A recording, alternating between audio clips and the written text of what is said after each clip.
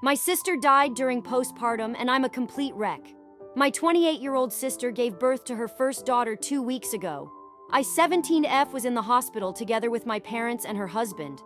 The birth went pretty smooth. Although she was screaming so loud, I was so excited to be an auntie, and holding my newborn niece in my arms was a precious moment. Everything seemed fine afterwards.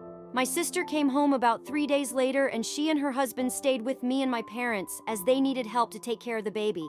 But 2 days after she came home, she was experiencing exhaustion, pain in her body, and she constantly fainting.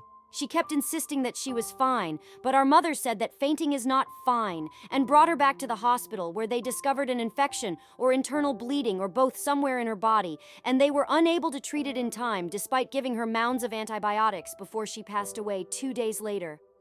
A week has passed since, and 3 days since the funeral.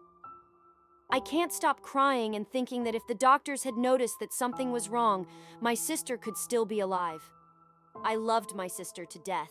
She was my role model growing up. Now I lost her forever and only have my niece, who is completely unaware of what's going on. I'm sad and angry and upset, and I miss my big sister so freaking much. I can't talk about this with my friends, and she was my only sibling. My parents aren't helping much as they're also grieving, so I don't know what I'm expecting to get from here, but I'm just a complete freaking wreck.